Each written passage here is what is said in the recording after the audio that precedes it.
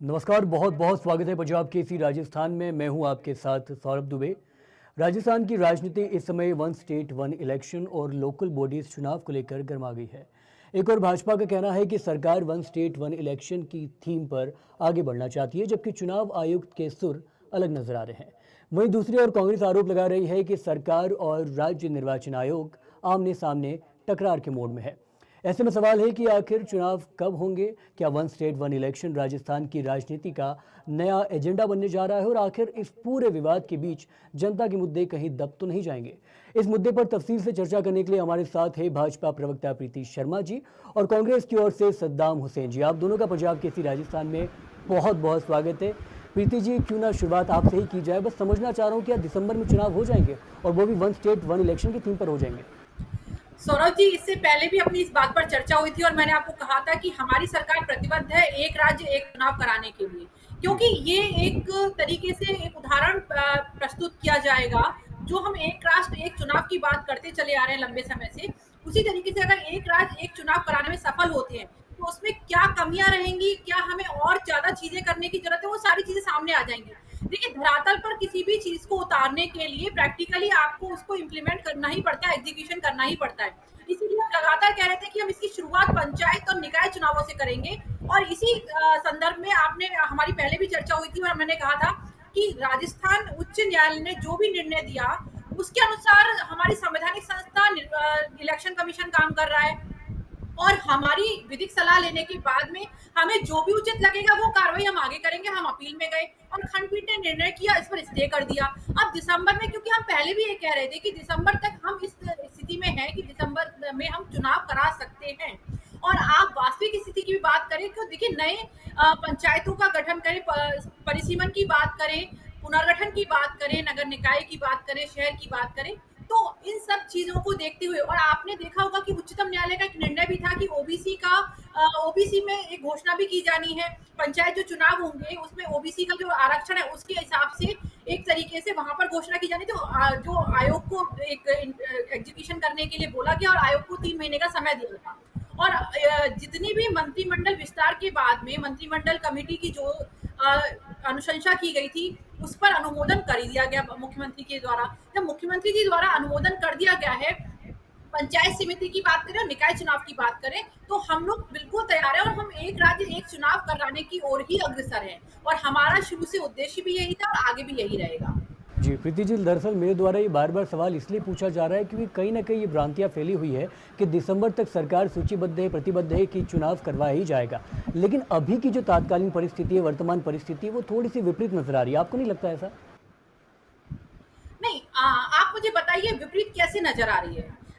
जहां तक परिसीमन और पुनर्गठन की बात थी, परिसीमन और पुनर्गठन होने के बाद में जो वोटर लिस्ट तैयार होनी है, इलेक्शन कमीशन तो ऑलरेडी, क्योंकि 3 महीने में इलेक्शन कमीशन चाह ही रहा था कि चुनाव होने चाहिए, उसने तैयारी शुरू कर दी थी राजस्थान उच्च न्यायालय के निर्णय के बाद में। तो इलेक्शन कमीशन तैयारी शुरू कर चुका है। सरकार को जो तैयारियां करनी है, सरकार अपनी तैयारी कर चुकी है। और लगातार, और मुख्यमंत्री जी को अनुमोदन करना था, मंत्रिमंडल के द्वारा जो सजेशन दिए गए थे उसका अनुमोदन की अनुशंसा की गई थी, वो अनुमोदन किया जा सकता है परिसीमन और पुनर्गठन के बाद में। तो परिसीमन कंप्लीट हो गया, पुनर्गठन कंप्लीट हो गया, और जो ओबीसी की बात कर रहे हैं, जो उच्चतम न्यायालय के निर्णय के अनुसरण में जो कार्य किया जा रहा है वो भी होते, वो भी रिजल्ट आ जाएगा। तो उसके बाद दिसंबर में क्यों, पर आप ये बताइए कि आपको शक व शुबा है क्यों, किस बिहाफ पर है? सरकार अपना काम कर रही है, निर्वाचन आयोग अपना काम कर रहा है, और संवैधानिक संस्था, और हम बात करते हैं काम कर रही है। देखिए, एक तरीका होता है, किसी भी तरीके से आप कोई भी काम जब करते हैं तो उस काम को करने के लिए विधिक रूप से आपको आगे बढ़ना होता है। सरकार विधिक रूप से आगे बढ़ रही है। जैसा कि याचिकाएं लगी, याचिकाएं लगने के बाद में उच्च न्यायालय की एकल पीठ ने एक निर्णय दिया। एकल पीठ के निर्णय से हम संतुष्ट नहीं थे, हमें एक राज्य एक चुनाव कराना है। हम संवैधानिक पीठ में, हम एकल पीठ में, हम बड़ी संस्था, मतलब हम हायर उस पे गए, बेंच पर। हायर बेंच ने हमारे पक्ष में निर्णय कर दिया। तो संवैधानिक संस्थाएं अपना काम कर रही है, सरकार अपना काम कर रही है। सरकार चाहती है कि हम एक राज्य एक चुनाव कराएं, और पंचायत समिति, और देखिए इसमें किसी को नुकसान भी नहीं है, क्योंकि जो राजस्थान उच्च न्यायालय की संवैधानिक पीठ ने जो निर्णय दिया है, वो निर्णय इसी आधार पर दिया है कि जो जहां पर कार्यकाल खत्म हो गया था वहां पर प्रशासक भी उन्हीं लोगों को बनाया गया जो पंचायत समिति में सदस्य थे, और जिन लोगों को हटाया गया था उनकी शिकायतें मिल रही थी, उस आधार पर उनको हटाया गया था। ठीक है। प्रशासन में तो कहीं पर कमी आ नहीं रही है। जब प्रशासन में कमी नहीं आ रही, सारा कार्य सुचारू रूप से चल रहा है, तो जो पुनः परिसीमन हुआ, जिसके आधार पर नए जिले बन रहे हैं या नई पंचायत समिति बन रही है, नए निकायों का गठन हो रहा है, तो क्या उन लोगों को अधिकार नहीं है? उनका अधिकार छीना जाएगा। दूसरी चीज, हम एक राज्य एक चुनाव खर्चे बचाने के लिए, अपनी आर्थिक स्थिति को सुधारने के लिए करना चाहते हैं। हम आर्थिक स्थिति के साथ साथ आप देखेंगे कि कितना नुकसान होता है लोगों का जब आचार संहिता लगती है। पहले फरवरी में किसी पंचायत समिति का कार्यकाल खत्म हुआ, अक्टूबर में किसी तो का खत्म प्रीति हो जी, रहा मैं है, एक छोटी 2026 बात में किसी समझना का चाह होगा, रहा हूँ कि अगर आप 2027 जो में बोल किसी रहे का हैं होगा। वैसा ही है, वाकई में अगर मौजूदा स्थिति वैसी ही है जैसा कि आप कह रहे हैं, तो कांग्रेस बार बार ऐसा क्यों कह रही है कि भाजपा और सरकार के बीच में चुनावी तकरार है, चुनावी आयुक्त के बीच में तकरार है, ऐसा क्यों कह रही है वो? सौरभ जी, क्योंकि जो कांग्रेस है, विपक्ष है, वो कभी भी संवैधानिक संस्थाओं पर विश्वास नहीं रखता। और आपको और हमने, देखिए, हम हमेशा से ये कहते आए हैं कि भारतीय जनता पार्टी में सभी संवैधानिक संस्थाओं को स्वतंत्र रूप से कार्य करने का अधिकार है, जो कि उनका अधिकार बनता भी है। संवैधानिक संस्थाओं पर दबाव बना के काम लाया जाता है। संवैधानिक संस्थाएं अपनी स्वायत्त संस्थाएं होती हैं और अपने अनुसार वो काम करेंगी। जब राजस्थान उच्च न्यायालय में कोई याचिका दायर हुई और वहां से कोई निर्णय आया और वहां से निर्वाचन आयोग को कोई आदेश दिया गया, तो वो उस आदेश का अनुपालन कर रहे थे। उसमें सरकार और निर्वाचन आयोग के बीच में, हाँ, ये विपक्ष कहां से खड़ा हो गया, या हम कहें कि हाँ, इन दोनों के बीच में एक द्वंद्व कहाँ हुआ? द्वंद्व कहीं भी नहीं है, और इस तरीके का द्वंद्व होना भी नहीं चाहिए। ठीक है। निर्वाचन आयोग जो काम कर रहा था वो न्यायालय के आदेश के अनुसरण में काम कर रहा था, और सरकार ठीक जो है। काम कर रही है, वो जो काम वो करना चाहती है, वो उसको विधिक तरीके से, किस तरीके से मूर्त रूप को दे दिया जाए, उस पर काम कर रही है। जी, अभी भाजपा की प्रवक्ता हमारी बहन प्रीति शर्मा जी बता रही थी कि कांग्रेस पार्टी का संविधान के अंदर विश्वास नहीं है। मैं इनको ये बताना चाहूंगा, संविधान के अनुच्छेद 243 यू और ई के अंदर स्पष्ट लिखा हुआ है कि नगर निकाय और पंचायती राज संस्थाओं का चुनाव 5 वर्ष की अवधि में होना चाहिए। 73वें 74वें संविधान संशोधन में भी यह स्पष्ट उल्लेखित किया गया है। इसका साथ में आपको बताना चाहूंगा, राजस्थान नगर पालिका अधिनियम 2009 की जो धारा है 7, और राजस्थान पंचायती राज अधिनियम 1995 की धारा 17 है, उसमें भी ये स्पष्ट लिखा हुआ है कि 5 वर्ष की अवधि समाप्त होने के उपरांत नगर निकाय पंचायती राज के चुनाव होने चाहिए। लेकिन जिस तरीके से प्रदेश के जो हालात बने हुए हैं, एक तरफ भारतीय जनता पार्टी एक राष्ट्र एक चुनाव की बात करती है, एक राज्य एक चुनाव की बात करती है, दूसरी तरफ जो संविधान में उल्लेखित जो प्रावधान है उनका अनुसरण न करते हुए पंचायती राज और नगर निकाय के चुनाव करवाने में भी असमर्थ सिद्ध हो रही है, तो ये बड़ी विडंबना का विषय है। मैं आपको बताना चाहूंगा कि चुनाव आयोग के जो पदाधिकारी है, उन्होंने भी भारतीय जनता पार्टी ने जो शगुफा लेके आए हैं, एक राज्य एक चुनाव, इसको भी आधारहीन बताया है। वो भी ये मानते हैं कि ये लागू नहीं हो पाएगा, लेकिन भारतीय आपकी जनता पार्टी क्या पार्टी, मानती है? अब कांग्रेस पार्टी ये मानती है कि संविधान में जो प्रावधान है उनका अनुसरण करते हुए समय पर पंचायती राज और नगर निकाय के चुनाव होने चाहिए, ताकि जो विकास कार्य अवरुद्ध पड़े हैं नगर के क्षेत्र में, ग्रामीण क्षेत्र में जो विकास कार्य अवरुद्ध पड़े हैं उनको गति मिल सके। भारतीय जनता पार्टी नहीं चाहती है कि समय पे चुनाव हो, क्योंकि चुनाव होंगे तो जनप्रतिनिधि बनेंगे, जनप्रतिनिधि बनेंगे तो बजट मांगेंगे, और बजट मिलेगा तो विकास कार्य होंगे। तो भारतीय जनता पार्टी का कभी भी विकास कार्यों में विश्वास नहीं रहा है। पर भारतीय जनता पर पार्टी सद्दाम जी, एक राज्य एक भाजपा का चुनाव तो ये की कहना बात है कि करती है, अगर लेकिन इसको ही इम्प्लीमेंट नहीं सद्दाम कर जी, पा रही है। भाजपा का तो स्पष्ट जी रूप से ये कहना है कि हम तो चाहते हैं कि निकाय चुनाव, पंचायत चुनाव हो, क्योंकि हमारी स्थिति मजबूत है, हमारी जनप्रतिनिधि ज़्यादा बड़ी संख्या में चुनकर आएंगे, वो तो इस चीज़ को लेकर सशक्त बना रहे हैं भारतीय अपने आप को। जी भारतीय जनता पार्टी को ये प्रतीत होता है कि हमारी स्थिति मजबूत है, तो क्यों ना आप समय पे चुनाव करवाते। हमारे मुख्यमंत्री भजनलाल जी जहां से आते हैं वहां पर जिला प्रमुख का जो उपचुनाव है 6 माह की अवधि में होना चाहिए। आज 6 माह से कितना समय ऊपर हो चुका है, अभी तक उपचुनाव नहीं करवा पा रहे। प्रदेश व्याप्त पंचायती राज और नगर निकाय के चुनाव नहीं कर पा रहे। कितने ठीक प्रदेश है। के अंदर जो ग्रामीण क्षेत्र के अंदर जो पंचायतों के अंदर जो विकास कार्य है वो अवरुद्ध पड़े हैं। नगर निकाय ठीक के है अंदर सद्दाम जी, जनप्रतिनिधि नहीं ठीक होने है से, सद्दाम बोर्ड जी, का क्योंकि गठन आपने नहीं होने मुद्दा से उठाया कितने है विकास चुनाव कार्य विलंब को अवरुद्ध लेकर, पड़े। इसलिए मैं आपसे सवाल पूछना चाहता हूं कि भाजपा तो आप पे भी आरोप लगाती 2020 से 2022 के बीच में आपकी सरकार द्वारा, गहलोत सरकार द्वारा भी चुनाव में विलंब करवाया गया था, पंचायत और निकाय चुनाव में विलंब कांग्रेस करवाया गया था, पार्टी जिसकी वजह से अव्यवस्था जब बढ़ी। माननीय गहलोत साहब की सरकार थी, कांग्रेस की सरकार थी, तो समय पे चुनाव हुए थे, लेकिन वो प्रदेश के अंदर एक कोरोना की स्थिति थी, जिस समय लॉकडाउन लगा हुआ था, आपात स्थिति बनी हुई थी, उस समय भी कांग्रेस पार्टी ने और समय पर चुनाव कराने का प्रयास किया था। वर्तमान में ऐसी कोई कोरोना की स्थिति नहीं है, विकट परिस्थिति नहीं है, लेकिन सरकार फिर भी समय पर चुनाव नहीं करवा पा रही है, बड़ी विडंबना का विषय है। ठीक है, आपने जो कुछ बोला, देखते हैं कि प्रीति जी उससे सहमत है या उनके पास इसकी अलग प्रतिक्रिया। जी प्रीति जी।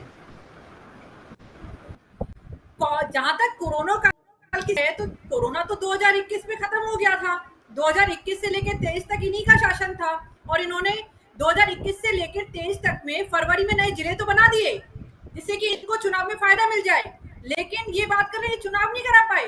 मतलब जिलों का पुनर्गठन तो किया जा सकता है, नए जिले तो बनाए हैं, लेकिन चुनाव नहीं कराए जा सकते। चुनाव कराने में कोरोना आ जाता है और जिले बनाने में कोरोना नहीं आता है। तो सबसे बड़ी समस्या तो ये है।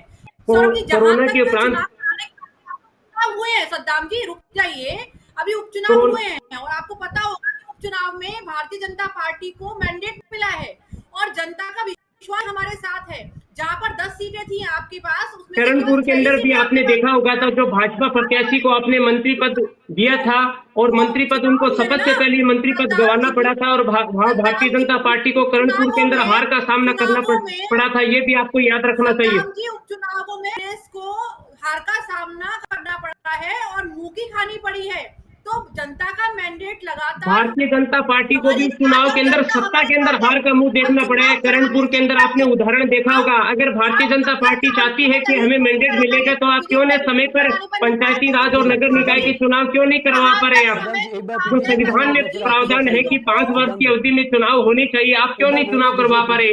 भरतपुर के अंदर जिला प्रमुख का चुनाव क्यों नहीं करवा पा रहे आप? तो आपके पास भी 2000 ये 5 साल जब आपकी सरकार थी, तब जहां चुनाव होने थे, आपने कितने चुनाव कराए थे, जरा ये बता दीजिए मुझे। और रही कांग्रेस पार्टी ने कोरोना काल को छोड़ के जितने भी चुनाव हुए थे, सारे समय पे चुनाव करवाए थे और कोरोना के अंदर भी राजस्थान की सरकार ने एक उदाहरण पेश किया था कि किस तरीके से जनता को और जो जन सुविधाओं का लाभ देते हुए सरकार ने चुनाव तुरंत कोरोना की जैसी अवधि समाप्त हुई, सरकार ने तुरंत चुनाव करवाए थे प्रदेश के अंदर। लेकिन वर्तमान में ऐसी कोई स्थिति नहीं है प्रदेश के अंदर। जनता कितना लाभ दिया गया ये दुनिया को पता है। पूरे देश में केवल एसआई भर्ती पेपर लीक ही गूंज रहा है, आपको पता होना चाहिए। पेपर लीक की घटना भारतीय जनता पार्टी के कार्यकाल के अंदर भी हो, चाहे केंद्र में भाजपा की सरकार हो या प्रदेश में भाजपा की सरकार हो, समय समय पर पेपर लीक की घटनाएं हुई है। ठीक है प्रीति जी, जब प्रदेश में भाजपा की सरकार थी, वसुंधरा राजे जी मुख्यमंत्री थी, उस समय 17 बार पेपर लीक की घटनाएं हुई थी। वर्तमान में केंद्र में भाजपा की सरकार है, नीट 2025 का पेपर भी लीक हुआ था। हम मुद्दे पर रहते हैं प्रीति जी, एक बार फिर मुद्दे पर लौटते हैं। प्रीति जी, एक बार फिर मुद्दे पर लौटते हैं। मेरा सवाल ये है, क्योंकि आपने जिलों का पुनर्गठन की बात की, परिसीमन की बात की, तो कांग्रेस का लगातार ये आरोप है कि सिर्फ इसी तर्क का उपयोग करके आप चुनाव विलंब को एकदम सही करार दे रहे। क्या ये सही है? देखिए, एक ही तरीके के उपयोग की बात नहीं हो रही है। जहां तक परिसीमन और पुनर्गठन की बात थी, इसकी शुरुआत किसने की थी? अशोक गहलोत जी ने चुनाव के टाइम पर, विधानसभा चुनाव के टाइम पर अब लेने के लिए, जब इनकी अंदरूनी कलेश चल रहा था, तब 2023 फरवरी में इन्होंने उठा के और नए जिलों का गठन कर दिया। लेकिन उन नए जिलों का गठन करने के बाद उनको संभालेगा कौन, प्रशासनिक व्यवस्था कैसी रहेगी, उसके ऊपर कोई ध्यान नहीं दिया। तो देखिए, इसी तरीके से कोटा और जोधपुर की हम बात करें, कोटा में, जोधपुर में और दो नगर निगम इन्होंने बना के रख दिए। तो क्या ये जरूरी था, क्या आवश्यक था दो नगर निगम बनाना? जितनी संख्या मेट्रोपॉलिटन सिटीज की हम बात करते हैं, चाहे महाराष्ट्र बात करें, चाहे और मेट्रोपॉलिटन सिटीज की बात करें, जितनी संख्या होनी चाहिए उतनी संख्या, मतलब एक बहुत बड़ा कि इन्होंने उठा के ऐसे जिलों में दो नगर निकाय बना दिए केवल चुनावी लाभ लेने के लिए। तो सौरभ जी, चुनावी लाभ लेने के लिए नहीं बनाए गए थे, प्रदेश की जनता को विकास देने के लिए, प्रदेश की जनता को योजनाओं का लाभ पहुंचाने के उद्देश्य से सरकार ने छोटे जिले बनाए थे। एक राज्य एक चुनाव के लिए उसकी तैयारियां शुरू हो चुकी हैं। निर्वाचन आयोग ऑलरेडी वोटर लिस्ट बनाने के लिए कलेक्टरों को आदेश दे चुका है।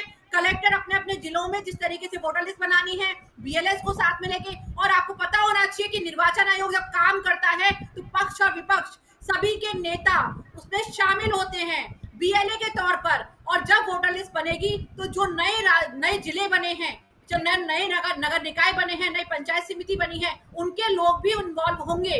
वोटर लिस्ट का काम शुरू हो चुका है और दिसंबर में ये चुनाव कराना बहुत मुश्किल नहीं होगा। ये सरकार, माननीय मंत्री खर्रा जी ये बात पहले ही स्पष्ट कर चुनाव चुके आयोग हैं। तो ये भी कहता है कि वन स्टेट वन इलेक्शन जी, व्यवहारिक नहीं है। प्रीति जी, चुनाव आयोग तो ये भी कहता है कि वन स्टेट वन इलेक्शन व्यवहारिक नहीं है, इसमें संशोधन के बजाय नहीं किया जा सकता। जी सौरभ जी, देखिए, चुनाव आयोग जो बात कर रहे हैं वो एक अलग तरीके से बात कर रहे हैं कि एक राज्य एक चुनाव कैसे इम्प्लीमेंट नहीं किया। जैसे कि अभी भी आपने कहा था कि चुनाव आयोग सरकार में आपस में ठन गई है, आपस में मतभेद हो गया है। तो देखिए, मतभेद नहीं है। चुनाव आयोग में जो आयुक्त है उन्होंने अपने हिसाब से एक अपना राय रखी कि ये संभव नहीं है। लेकिन सरकार को अगर चुनाव कराने हैं, वन स्टेट वन इलेक्शन की धारणा पर कायम रहना है, इसको एप्लीकेबल करना है, तो जो भी आवश्यक विधिक कार्रवाई होगी वो हम करेंगे। जैसा कि मैंने पहले कहा कि जब उच्च न्यायालय में याचिकाएं दायर हुई, उच्च न्यायालय ने एक आदेश दिया, निर्वाचन आयोग ने उसके अनुसार उसका अनुसरण किया। हम उससे सहमत नहीं थे, हमें अपील में जाना था, हम अपील में गए, अपील में हमारे पक्ष में निर्णय आया। अब हमने जब चुनाव कराने हैं, हम चुनाव कराएंगे। और एक राज्य एक चुनाव की जब हम बात करते हैं तो वो पॉसिबल है। जब पॉसिबल है तभी माननीय मंत्री खर्रा जी ने ये शब्द कहे कि हम दिसंबर में एक राज्य में एक चुनाव करा सकते हैं। आप देखिए, बहुत सारी पंचायत समितिज हैं, जैसे कि जिनका कुछ का कार्यकाल 2024 में नवंबर में खत्म हुआ, कुछ का जनवरी में, कुछ का फरवरी में, कुछ का सितंबर अक्टूबर में खत्म हुआ, कुछ का 27 में, कुछ का 26 में। तो ऐसा तो नहीं हो सकता कि हम 2024 से लेके और 27 तक केवल पंचायत समिति के, नगर निकाय के चुनाव ही कराते रहे, आचार संहिता लगाते रहे, जनता के पैसे को बर्बाद करते रहे, समय को बर्बाद करते रहे। अधिकारी जो अपना काम करने के लिए चुने गए हैं वो अपना काम नहीं कर पाते, सिर्फ चुनावों में लगे रहते हैं। जो विद्यालय के शिक्षक है वो भी कहीं ना कहीं चुनाव में है, वाहन भी चुनाव में लगते हैं, बहुत सारी चीजें होती हैं। इवन संस्थाएं, जब हमें जगह चाहिए होती है तो हम उन जगहों को भी किराए पर लेते हैं, वो भी चुनाव में ऑक्यूपाइड रहती है। तो चुनाव एक साथ कराने से इन सब चीजों की बचत होगी। और भारतीय जनता पार्टी जनता के हित में काम करने के लिए प्रतिबद्ध है और हम जनता के लिए, जनता के हित में ही काम करेंगे, जो भी हो। अगर मैं गलत हूं तो मुझे सही कीजिएगा। मेरा मतलब ये है, मुझे लगता है कि वन स्टेट वन इलेक्शन में लोकसभा और विधानसभा शामिल नहीं है, शायद लोकल बॉडीज, निकाय चुनाव और पंचायत चुनाव भी शामिल है। क्या मैं सही हूँ? बिल्कुल ठीक है, तो अब बढ़ते हैं सद्दाम जी के पास। क्योंकि हम वन नेशन वन इलेक्शन की बात नहीं कर रहे हैं, हम बात कर रहे हैं वन स्टेट वन इलेक्शन। देखिए सौरभ जी, जब आप कोई बड़ी चीज करना चाहते हैं, इसको इस तरीके से समझिए, जब कोई आप कंपटीशन देने जाते हैं, जब आप बड़े कंपटीशन की तैयारी कर रहे होते हैं तो छोटे छोटे कंपटीशन उसके अनुसार आपको तैयार करने ही पड़ते हैं। जैसे हम मेंस का एग्जाम देते हैं तो प्री तो हमें तैयार करना ही पड़ेगा, तो हम प्री की तैयारी नहीं करते, हम मेंस की तैयारी करते हैं। उसी तरीके से ये मेंस और प्री देख लीजिए कि ये निकाय चुनाव और पंचायत चुनाव या प्री की तरह है। कि सद्दाम जी, आप अगर अधिवक्ता है तो मैं बता देती हूँ, जैसे आप जुडिशरी का एग्जाम दे रहे हो और ये प्री की परीक्षा देने जा रहे हैं, तो ये पंचायत चुनाव ये हमारी प्री परीक्षा, प्रारंभिक परीक्षा है। और हमारी मेन परीक्षा जो होगी, इस प्रारंभिक परीक्षा में हम सफल होते हैं तो मेन परीक्षा अपने आप इजी हो जाएगी। और प्रारंभिक परीक्षा में हम असफल होते हैं या हमारी कुछ कमियां रहती है तो उनको सुधारा जा सकता है। लेकिन एक राष्ट्र एक चुनाव करने के लिए एक राज्य एक चुनाव को एप्लीकेबल करना बहुत आवश्यक है। ठीक है सद्दाम जी, एक आखिरी सवाल मैं आपसे पूछना चाहता हूं, क्योंकि लगातार एक तरीके से देखा जा रहा है कि कांग्रेस की जो विचारधारा है वो वन स्टेट वन नेशन के, वन इलेक्शन के काफ़ी ज़्यादा विरोधी नजर आ रही है। सवाल ये है कि भाजपा का कहना है कि चुनाव टालने का हमारा कोई विषय नहीं है, हम इसमें इसलिए करना चाहते ताकि चुनाव व्यवस्थित हो, लोग बेहतर तरीके से चुनाव लोगों के सामने पेश किया जा सके। तो इसमें कांग्रेस को क्या दिक्कत है? देखिए सौरभ जी, समय पे चुनाव तब होंगे, पहले जो परिसीमन का काम चल रहा है, नगर निकाय पंचायती राज जो संस्थाएं हैं उनके जो परिसीमन का, पुनः सीमांकन का, पुनः गठन का कार्य चल रहा है, ये भी भारतीय जनता पार्टी ने सरकार सत्ता के प्रभाव में और जन भावनाओं के विरुद्ध किया है। इसमें काफी जगह आपने देखा होगा कि नगर निकाय के परिसीमन को हाईकोर्ट में चैलेंज किया गया और हाईकोर्ट ने ये निर्देशित किया नगर निकाय के कि इसमें संशोधित परिसीमन है वो किया जाए। मैं आपको उदाहरण के तौर पे बताना चाहूंगा, चूरू नगर परिषद के अंदर सत्ता के प्रभाव के अंदर और गलत तरीके से परिसीमन किया गया, जिसपे राजस्थान हाईकोर्ट ने इस परिसीमन पर रोक लगाते हुए नया नियम अनुसार परिसीमन करने के जो निर्देश दिए थे। तो जिस तरीके से प्रदेश के अंदर जो सरकार परिसीमन कर रही है और बहुत सारे ऐसे नगर निकाय के क्षेत्र हैं जी, ठीक है। बहुत बहुत शुक्रिया प्रीति जी, सद्दाम जी, पंजाब केसरी राजस्थान से जुड़ के बात करने के लिए। तमाम सारे सवाल थे, तमाम सारे जवाब आपने दिए, क्योंकि मुद्दा काफ़ी ज़्यादा अहम था। वन स्टेट वन इलेक्शन को लेकर, वन नेशन वन इलेक्शन को लेकर भी काफ़ी ज़्यादा महत्वपूर्ण बात इस पूरी चर्चा में हुई है। ज़रूरी था सवाल पूछना, क्योंकि ये दर्शकों के सवाल थे, जनता के सवाल थे, जो हमारे ज़रिए आप तक पूछे गए हैं। बाकी पंजाब केसरी राजस्थान इस पूरे मुद्दे पर तफसील से नज़र बनाए हुए हैं, और न सिर्फ ये मुद्दे बल्कि प्रदेश भर के तमाम छोटे बड़े मुद्दों पर हमारी यूं ही नज़र है। बस आप देखते रहिए पंजाब केसरी राजस्थान। नमस्कार।